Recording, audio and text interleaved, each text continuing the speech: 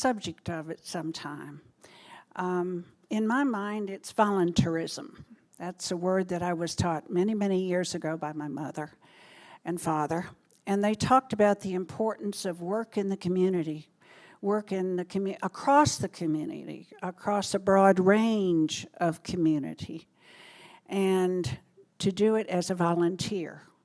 That pay was something that you would receive for value given in your employment. Volunteerism, you did not get paid for. You were paid by feeling blessed to be with the people that you were serving and receiving from them. And so that's all I want to say about the person who is our featured speaker this morning. We actually have three. Steve is going to start and introduce himself. Joe Gaither, as you know, as you've seen in the hallway, was a volunteer basketball coach for over 40 years and worked with inner city boys whose lives were totally changed. And Steve, are you ready? Bowery, are you ready to start? I understand you're number one. Okay, I'll count on you guys introducing 2 and 3. Okay. Thank you, Mr. Lundberg. Appreciate it. Appreciate everybody being here today. We appreciate your time. We have a third speaker who'll be here momentarily. He lives in Sparta, North Carolina, and he got hung up in some traffic on 81, but he's here in the parking lot, and he'll be here in just a moment, and he'll have a big part of the presentation as well. But before I start, I wanted to just mention that Lynn Stewart and Sandra Stewart, we're talking about mentoring today, and Coach Stewart was my mentor. So it's a small world that the two of us happen to be in the room today. Because I was paid, Steve. Well, I don't know if you were paid enough to deal with me over those years, but I just didn't know what was going on in high school, and Coach Stewart took me under his wing and introduced me to running, and through that. Through that, it helped me mature and become successful, and I was just, I don't know where I'd have ended up had you not stepped in and become my mentor. So I just wanted to mention that since we're talking about mentoring today. Well, thank you. I mean, it's just, I can't tell you how important that was to me, Coach. Well, thank you. Well, about a year and a half ago, Ted Edlick, I'm not sure if that name rings a bell, but he was the president of Total Action Against Poverty for a number of years. He called and asked for my help with a book that he was writing about Joe Gaither. And there had been some discussion for several years about a book being written about Joe, but not a whole lot of progress was made until Ted got involved in the project, and he really stepped up to the plate. Just backing up a little bit, Joe's friend Barry Brown, he was the first person who thought up the idea of a book about Joe. And Barry did some of the research and provided some of the background materials that was important as we got the book off the ground. But we're just glad we got the book done. It took a whole lot of effort, a lot of people to make this happen. But this is a story that really needed to be told. We say it was a story begging to be written and demanding to be told. This book just needed to be put together and written, and we're lucky we had a number of people who got together and made this happen. And one of them being Dave Russo. And Dave, I'm going to introduce him in a few minutes, and he's going to talk a little bit about his role in the book. But let me just go ahead and give you a little bit more background.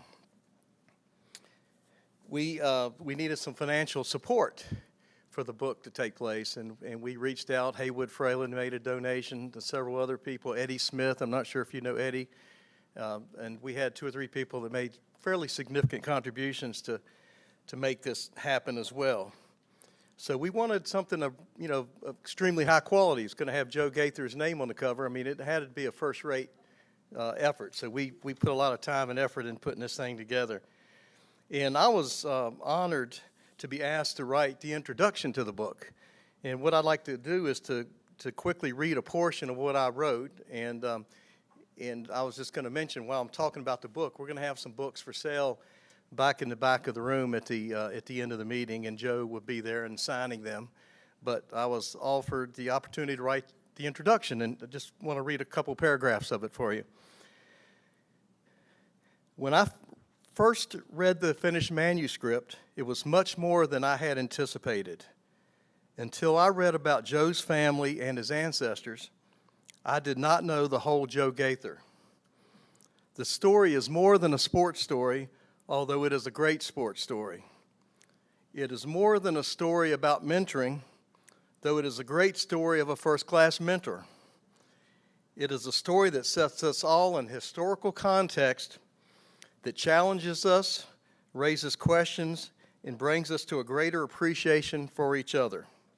Once I began reading the Coach Gaither story, I could not put it down.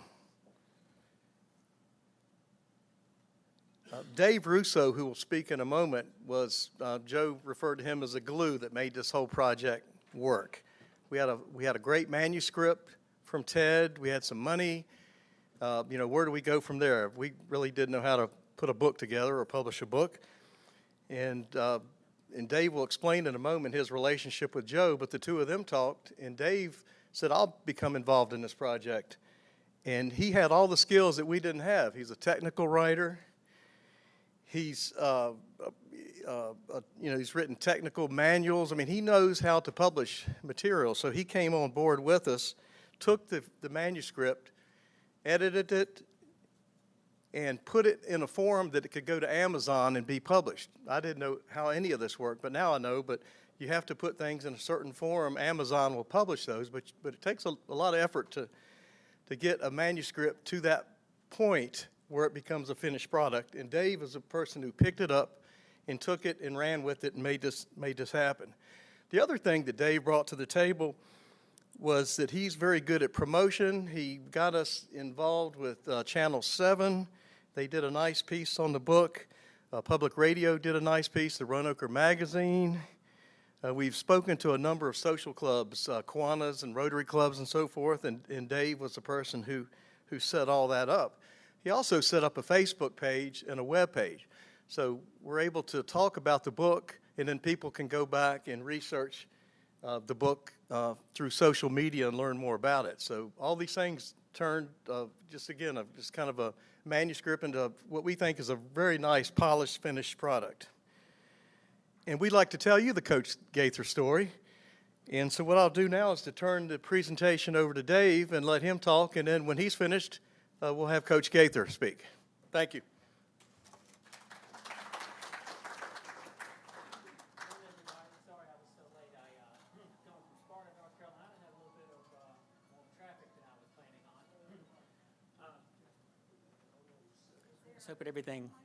Hope everything works. I'm sorry? I was going to look. We have a hand mic. I think I'll be okay. I appreciate it. Don't want to make things any more complicated than I've already made them. So, one of the things that struck me the most about this project when I became involved is that everybody on the writing team and everybody involved with the production of the Joe Gaither story has had a close connection with Joe for decades. That goes with everybody in this picture. Ted and Barry and certainly I'm included in that. I mean, Joe's family and my family have been connected since before we were born. That's a little bit early. We'll get to that in a second. About a year and a half ago, Joe gave me a call and told me that a book was being written about him. And he said that Ted was interested in getting some family history. And one of the things that Ted wanted to know was how Joe's mother came from Glade Hill, Virginia, which is near Rocky Mount, as you might know. How Joe's mother came from Glade Hill, Virginia, to Salem, where Joe and I grew up. And Joe was not familiar with that story. His mother didn't talk very much about how she came from Glade Hill. So he wanted it if I knew. So he said, well, Dave, do you know how Mama came from Glade Hill? And I was able to say, yeah, Joe, I do know that story because his mother and my mother had told me the story of how Laura had come from Glade Hill in bits and pieces over the years. This is a family story that I'd grown up with and had told very few people. about. And now I was getting to share it with the person that it mattered to the most, Joe. So, as described in the book, in the late 1940s, when Laura Gaither, Joe's mother, was about 13 years old, she left her family in Glade Hill and came to live with my grandmother in Salem, Virginia. That house was about where the football stadium is in Salem, if you know where that is. House is no longer there, but that's where it was. And Laura lived there from the time she was 13 to the time she was around 20 or so. And in that time, she became very close friends with my mother. And here is Laura and my mother Dorothy. She was then Laura Holland, and that was my mother was Dorothy Hodges.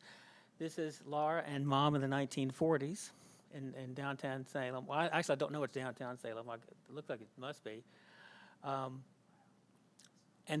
have kind of two connections with this picture. One is that when I was growing up, there were a lot of family stories, and a lot of people, just people in Salem would come up to me and say, I remember your mother and Laura walking around Salem in the 1940s.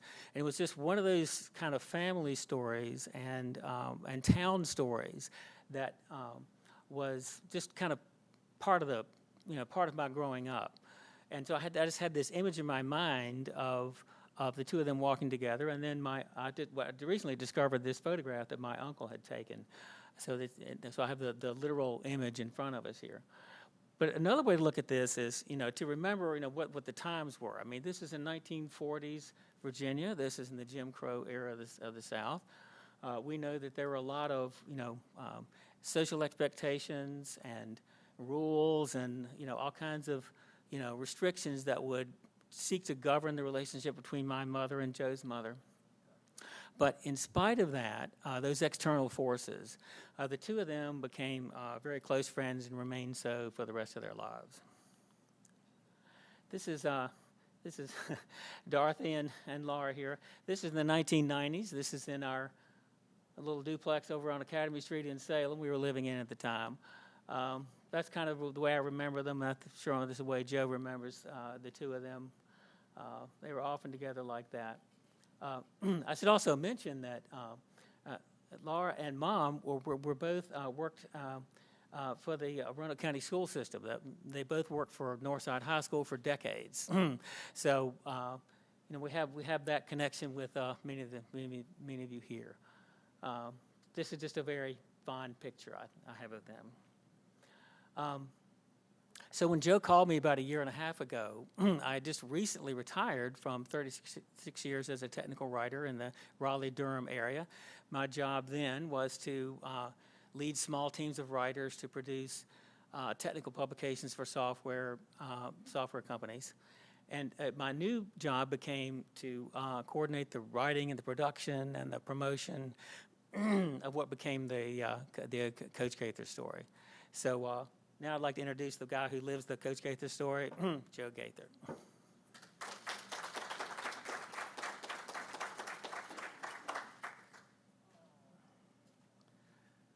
Truly, we give God praise on today, and I'm humbled to be in your presence. I'm grateful to Ms. Lineberger for inviting us today, and we've been very blessed to do these presentations to a lot of groups just like this group today. And I'm so grateful to Steve, been a friend of mine for 30 plus years, supported many of my teams.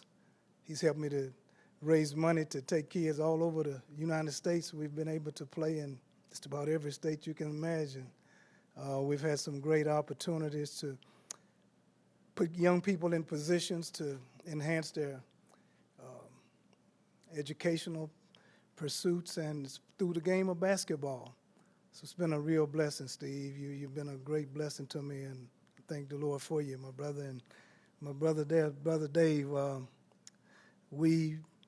his family took my mother in many years ago in a difficult time in her life.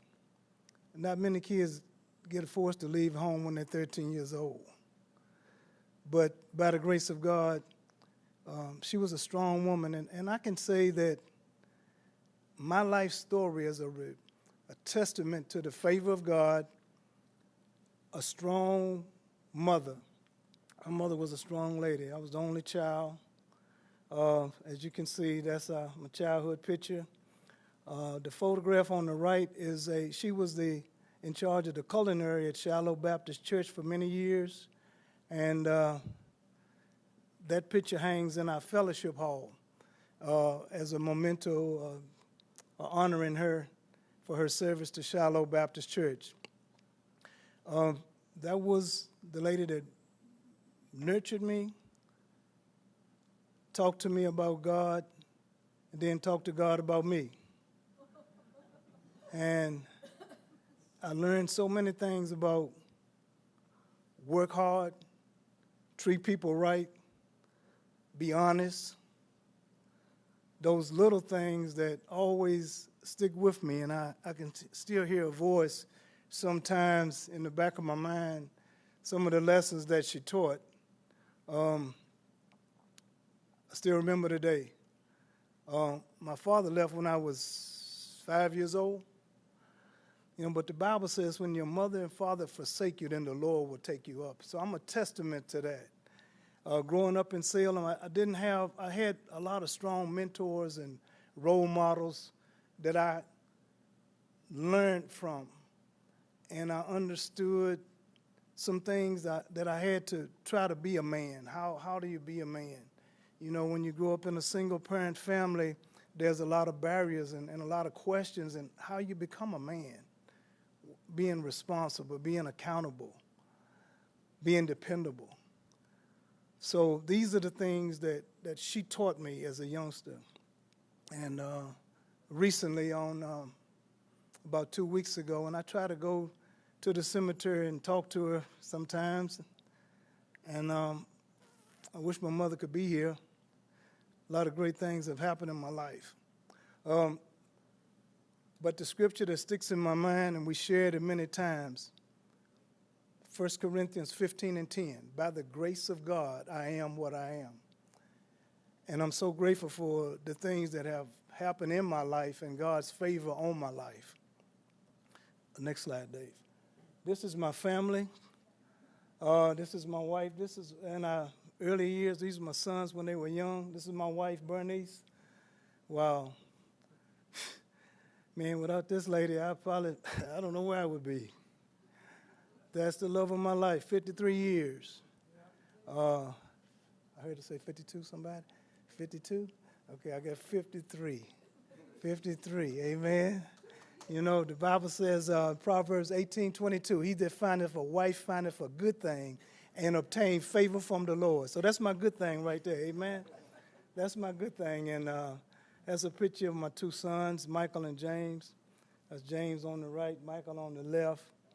And that's me and my wife. She wanted to go on a cruise to Alaska, so we were blessed to go on the Alaska cruise and had a great time. But, wow,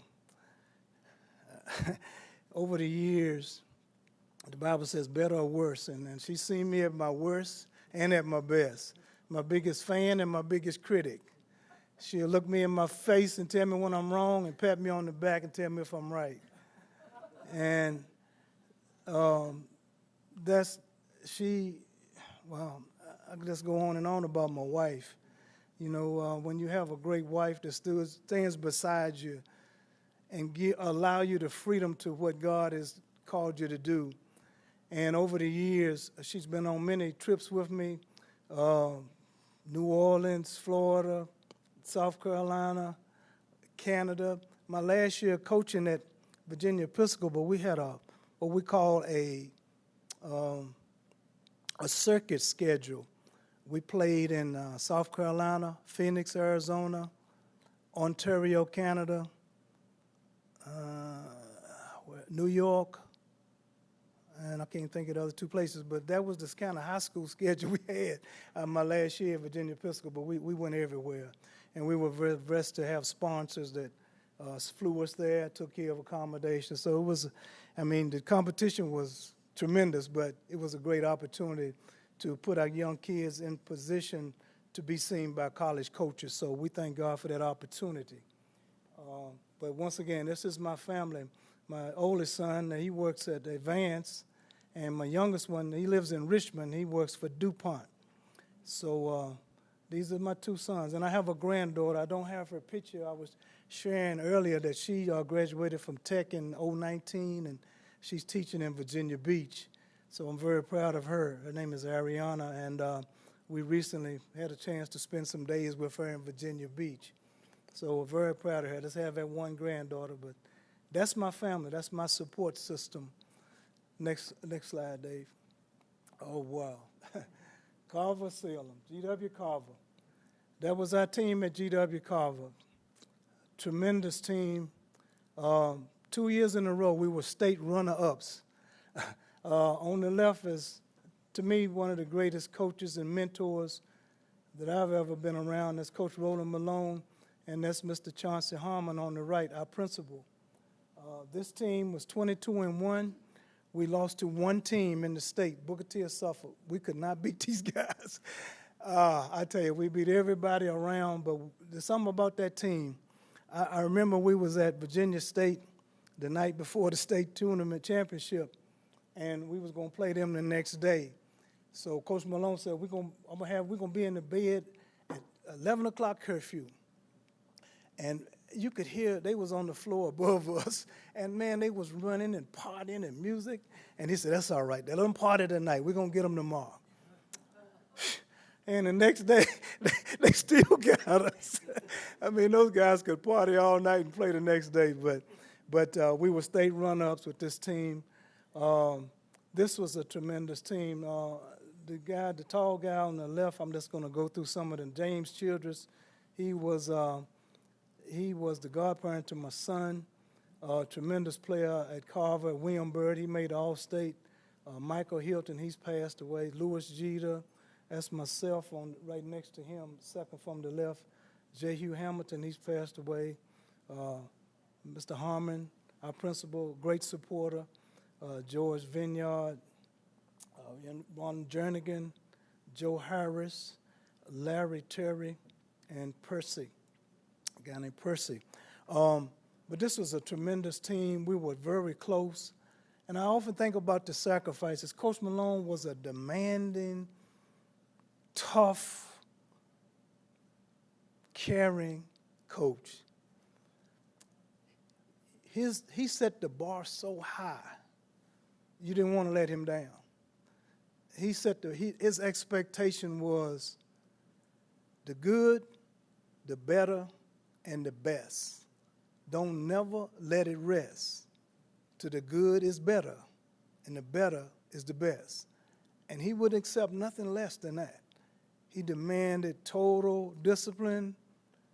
You couldn't, if you came to his practice and you was a minute late, you had about 100 push-ups and about 20, 25 sprints, line sprints. He could not stand you being late. You didn't want to be late for no practice. So he was teaching us, preparing us for the world. We didn't understand it at the time. We thought he was just being a tough guy. But, you know, he just challenged you. And one thing that he shared with us, I always shared with my players over the years. Your reach must always exceed your grasp. If you can reach it, you ain't reached high enough.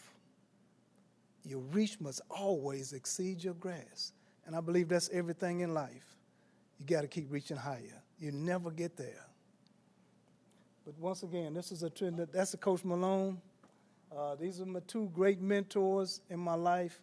I learned so much. That's him at William Byrd. After the integration, this is the first year of integration. He became the first black coach at William Byrd.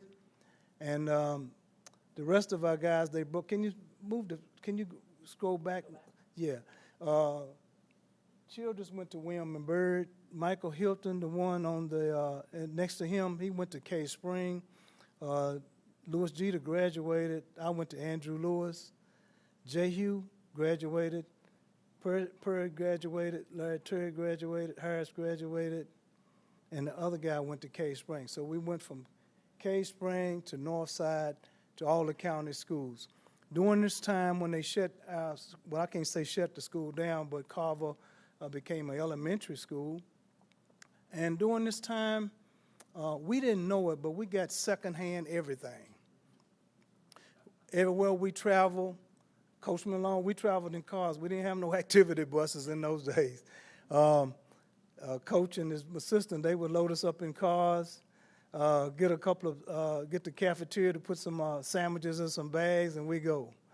And we had to travel because the white schools didn't play us, so we had to travel to Gretna, Stanton, Martinsville, Christiansburg, everywhere outside of this valley. The schools didn't play us in the valley, but we had to travel everywhere we played. West Virginia, you name it. He took us a little bit everywhere. So I learned a lot from him about taking your teams on the road. So we stayed on the road. Played very few games other than, when they came to Carver and played. And for about a 12-game stretch, we averaged 106 points a game. That's not bad for a high school team, but that's the kind of team we had. Okay, next slide. Once again, that's Coach Malone. And the lady on the right, that was, wow, what an awesome lady, Miss Hoffler. She was our keyboarding and typing teacher, and she taught, my goodness, that woman could. She challenged you to the utmost, and she would never, ever let you be less than what you could be. And that lady, I often share with her. I think, Ms. Hoffler, I learned so much from you, and I always would thank her for what she did and the interest she took in us and the demands she put on us. Back during those days, I don't have a picture of her, but we had a lady named Miss Prunty. She was our 5th grade teacher, and I think about her, she had a paddle about this thick, about this long, and about that thick. And if you messed up in her class, she would bring you up there and bend your hand back like that, and you would be up on your toes, and she would give you about 4 or 5 whacks in your hand, and I'm going to tell you what, you got it right. You ain't mess up no more. But she has a scholarship at Shiloh Baptist Church in her name, and I'm humbled to serve on that committee for the Miss Prunty Scholarship Fund. But this lady was special to me, Miss Julia Hoffler. Just a great person, so much admiration for her and the lessons they taught and the expectations and the demands they put on you. Because if you messed up in school, guess what? You got it twice. Okay? At school you got it, and then you got home and you got to get it again, right? That's just the way it was in those days. I know it's a lot different now. A lot of times kids mess up now, parents side with the kids rather than the teachers. But during those days, the teachers were so admired and so revered that you just did not disrespect teachers. You didn't do it. That was a no-no. You just didn't do it. We had so much respect for the teachers and administrators, and it started at home. Next slide, Dave. Okay, this is my last year at Carver. I was on that upper left photograph, I was the Student Government Associate, SGA, and that's Dr. Marilyn Harmon sitting there on the right. And I was the president of the SGA. And the bottom picture was our junior class. I was the president of our junior class. I don't know how they elected me president, but some kind of way they seemed like they always had me out front for some reason. I don't know why. Coach Malone said I had leadership abilities. I don't know what they were, but he always told me I had leadership abilities. The picture on the right is Coach Malone, James Childress, and myself. And that's after winning. That was the run. I think we might have won the conference or the district championship. I'm not sure. We had a lot of trophies in the Carver Showcase. So we were very blessed to play under this great man. And actually, James Childress was a godparent to my youngest son, James. So much respect. And this was a class, my graduating class would have been a class of 67. 67. And this class, and Coach Malone had already told me that I would be our B'nai B'rith nominee for the next year. And next screen. We went from 67 to a class at Andrew Lewis of 444. So I had to make a big transition in a short period of time. I only spent 1 year there. So you saw our Carver team, and that was my senior year at Andrew Lewis. Obviously, that's me on the left. There were no other blacks on that team at that time. But these guys really accepted me. And if you could play, you got accepted, right? And so I didn't have some of the issues transitioning in that some of the other kids did. I was accepted. That's John Givens, Hal Johnson, and some of the names you might be familiar with, Roger Holtman, Fred Genheimer. But I often thought it was interesting because initially when I stepped into that locker room, there was a comment made, well, we never had them here before. And I said, well, maybe, I've never been here before, and you might not really want me here. But at the end of the day, when the season starts, it will be me and 4 more you guys on the floor together. And that's where it was. But we was a blessing, though. Those guys really welcomed me. And I made a lot of good connections and friendships there. John Givens and myself are still good friends today. I was recently on the Greenway, and this guy kept looking at me. He was walking his dog. Me and my dog walked the Greenway every day for 5 miles. And he was coming toward me, and he was staring. He was looking.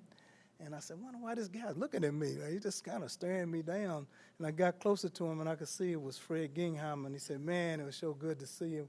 We had a nice talk out there on the Greenway. So I do a lot of my meditation on the Greenway. That's a special place for me. But Andrew Lewis, it was a challenging time. But I think that what I had experienced through the Russo family prepared me for this. If I had not had that experience, it would have been more difficult for me. And if I had not been an athlete, probably would have been a lot more difficult for me because some of my other classmates had a tougher time. And obviously, like I said, going from a class of 67 to 444, you have to really make some adjustments culturally. I found myself sitting in classes knowing the answers to things and hesitant to speak up because we felt like we had an inferior education at Carver once we got there. But once you really understood and adjusted to things, then things went well. And I had a good coach there, too, Coach Miley, Dick Miley. He made things good for me. And one thing I liked about Coach Miley, he gave us all he said, okay, what I'm going to do, I'm going to give each one of you a play that's designed just for you to score. And he said, Joe, what's going to be your play? I said, well, my play going to be Bernice. She was my girlfriend back then, too.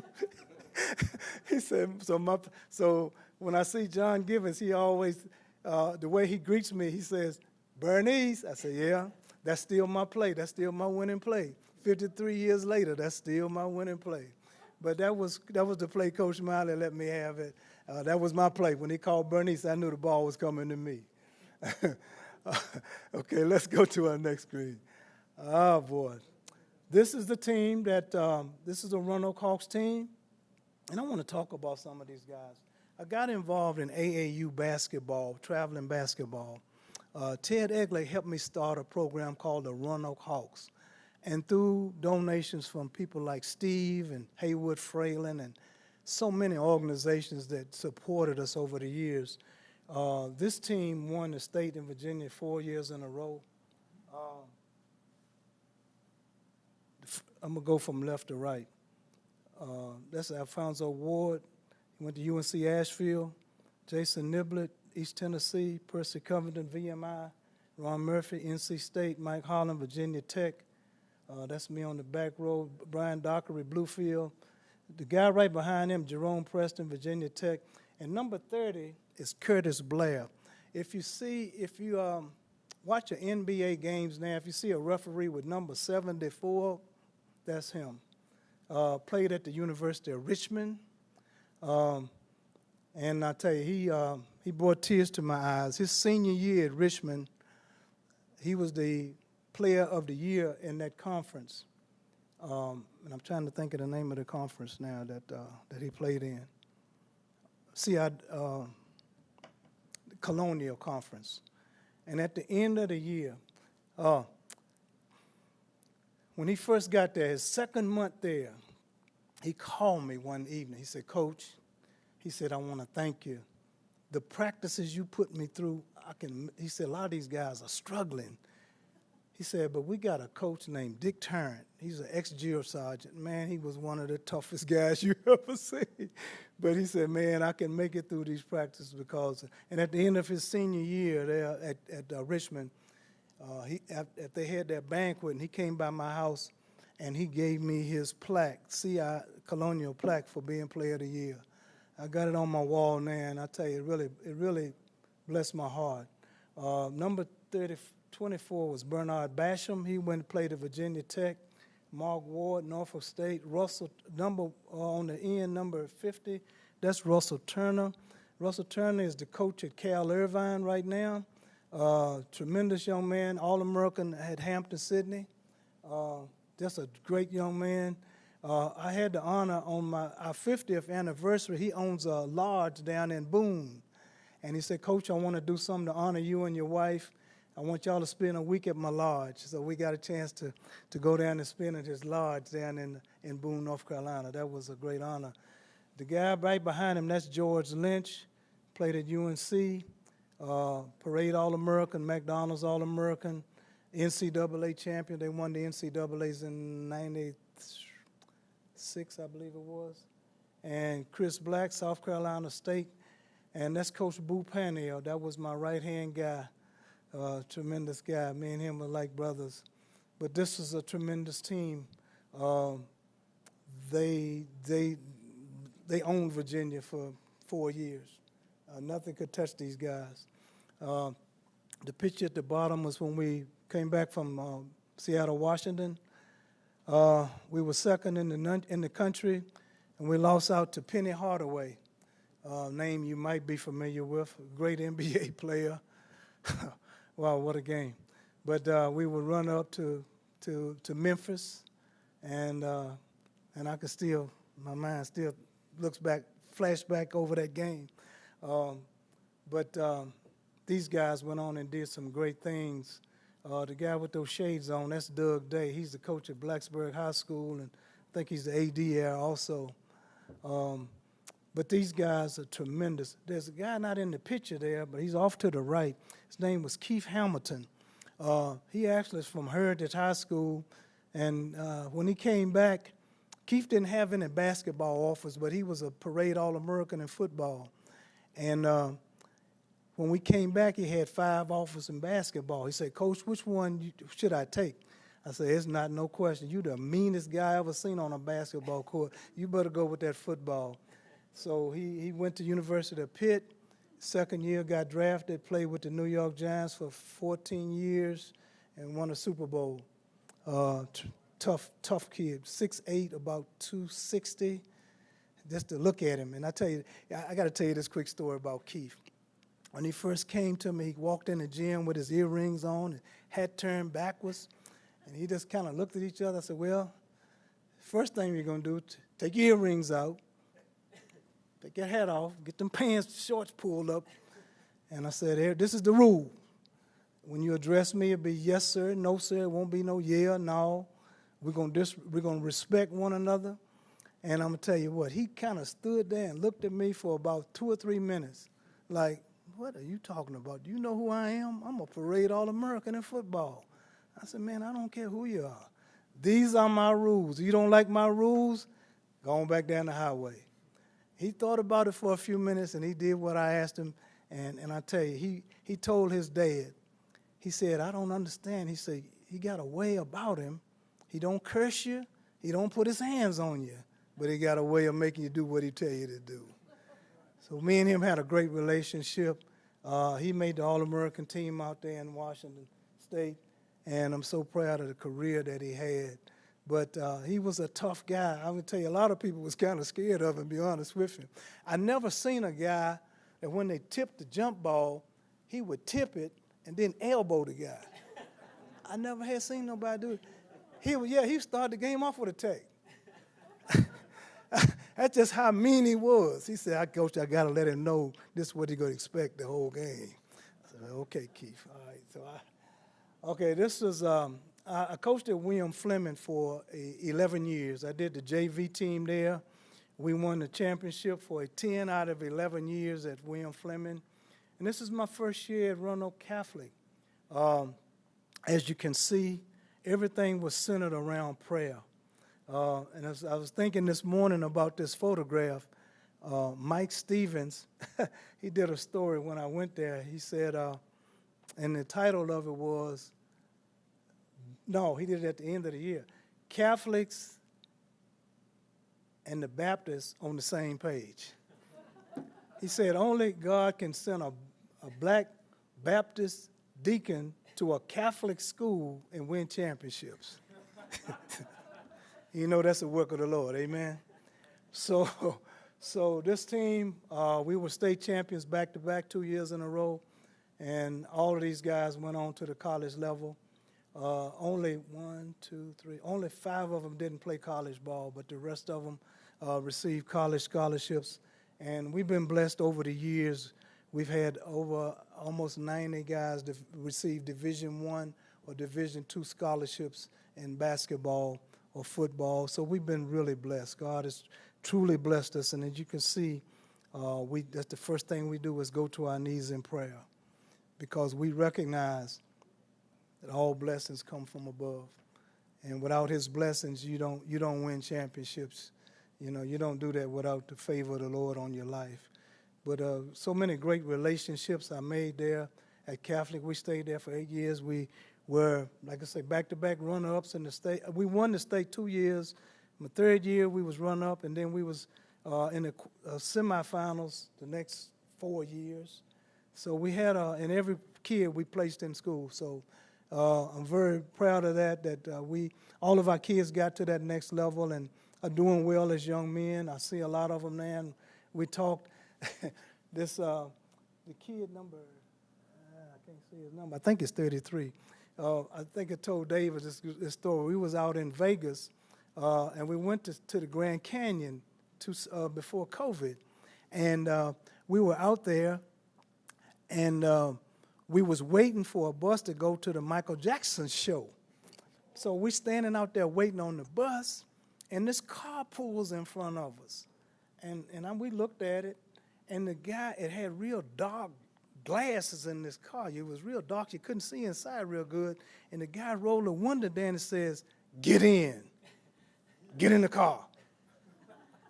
I looked at my wife. She looked at me. She said, "Nah, we're not going to get carjacked out here in Las Vegas now. This ain't going to happen."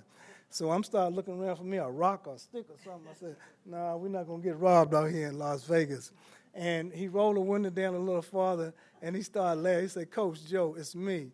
And it was that guy, the sixth guy from the left.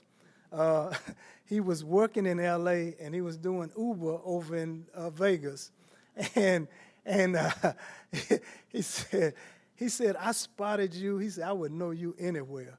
When he went past us, he said, "That looked like Coach Joe." And he turned around and came back, and he took us to the concert. We had a great laugh about it. But anyhow, I coached him at Catholic, and that was a blessing. But what's the chance of one of your players picking you up in Las Vegas when you don't know nobody? But anyway, that's Dennis Blanchard. He was a great assist. Tony Joyce, he played for us there. He played at Catholic, graduated, went to Hampton Sydney, played football, then came back and coached with me. I coached him he started with me when he was 8 years old. He started playing with me in the inner city, and we always been close. And he came back to coach with me, so it always meant a lot to me to have your players to come back and coach with you. Next slide, Dave. I'll let you talk. Yeah, I'm not too good about talking.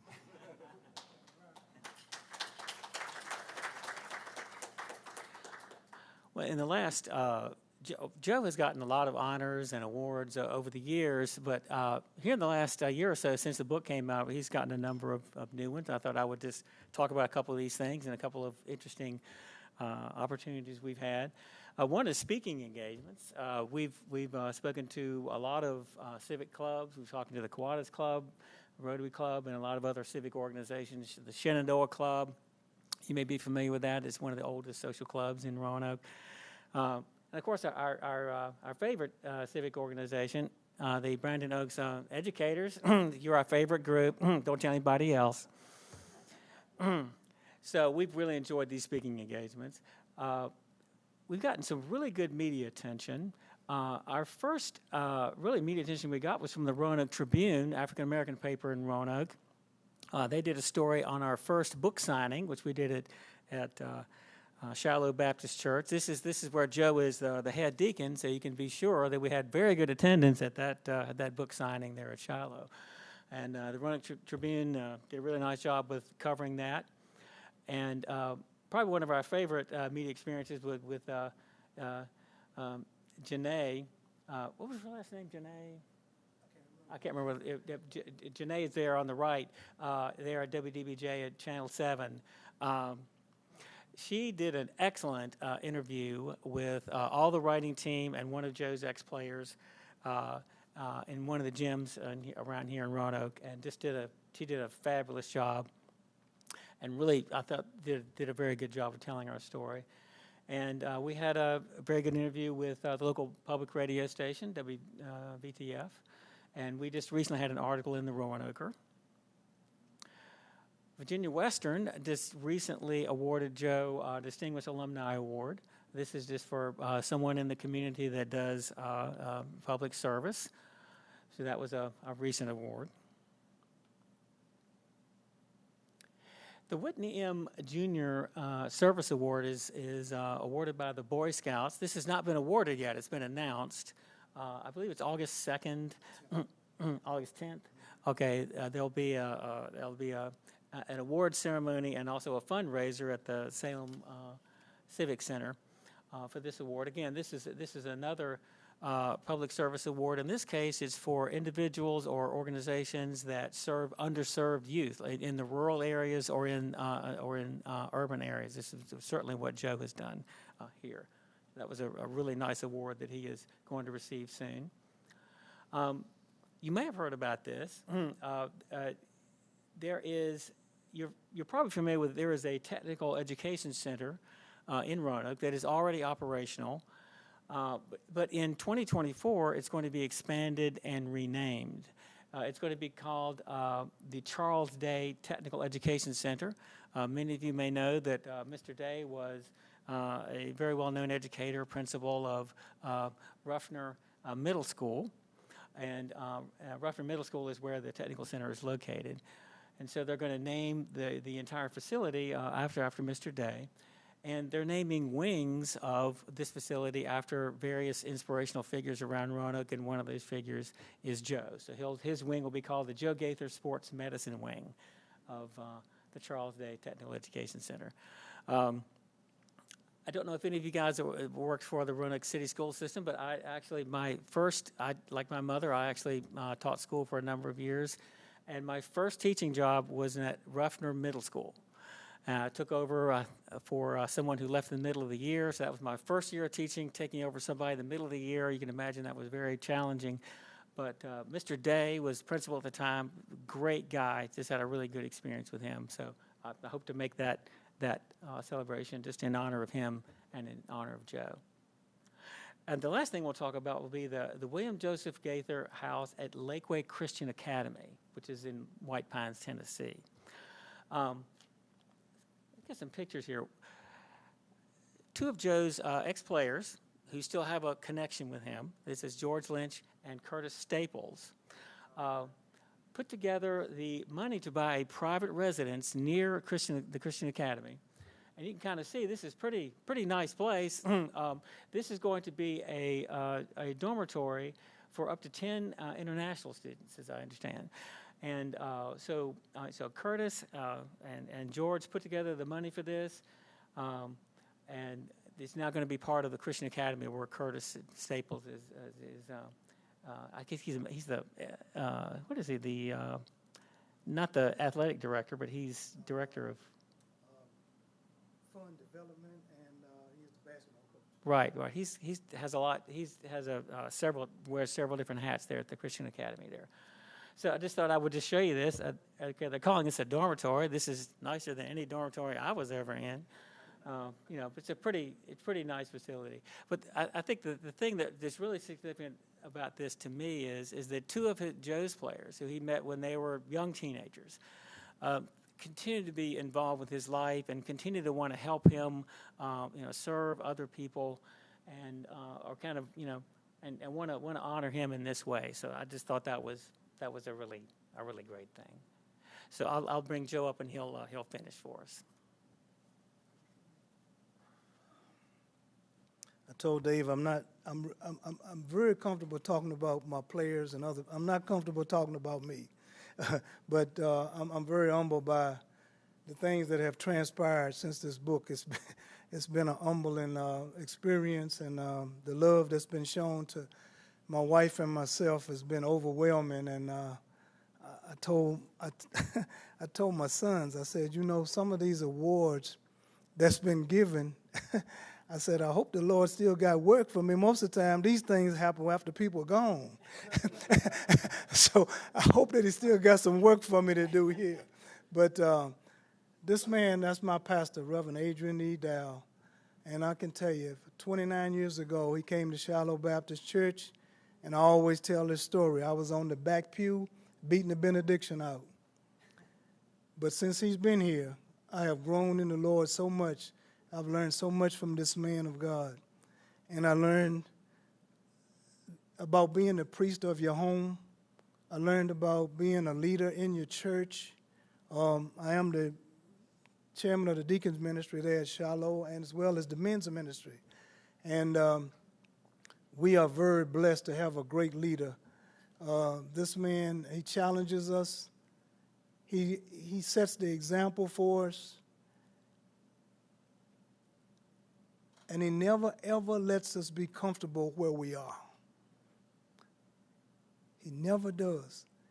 And I love this man. I tell you, I've learned so much from him over the years. And his mentorship, his friendship, and his wisdom that I've gained from being under his leadership has been tremendous. And we're very close. But I can't say enough about our pastor. Just a great teacher and preacher of the Word of God. And you know, what he preaches, he lives. You know, I shared a devotional this morning. We do at 6:30 in the morning, we do a devotional. He does it on Wednesday. I do it on Monday. Today was my day. We do it at 6:30 a.m. We do it on the church conference line. And we have a great time of sharing the Word and giving people a word from the Lord to start their day. And he just has instituted so many great programs at our church. When he came to Shiloh, we had 256 members. Currently, we have 437.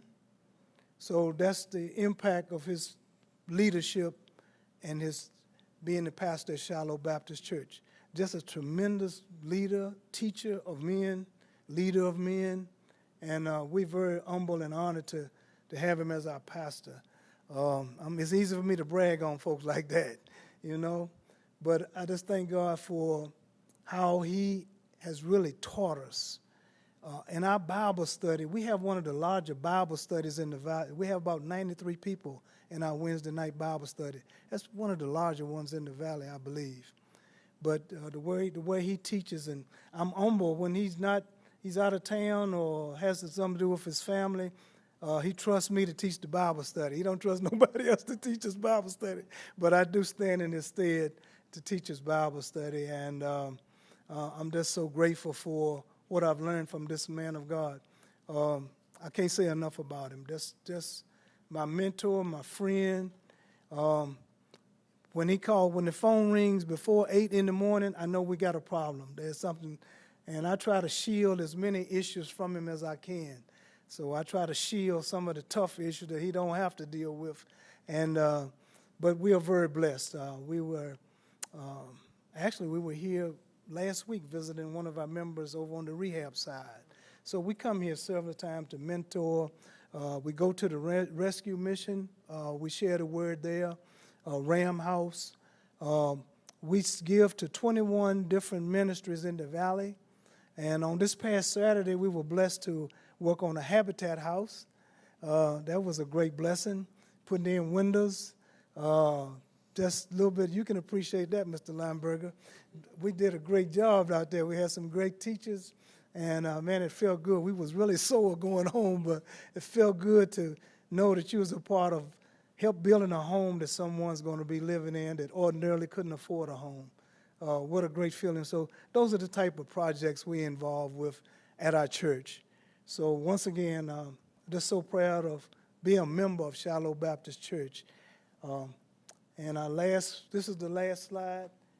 This is at the Salem, the center behind our church. As you notice in the photograph on the left, I got my coach's Bible in my hand, a clipboard.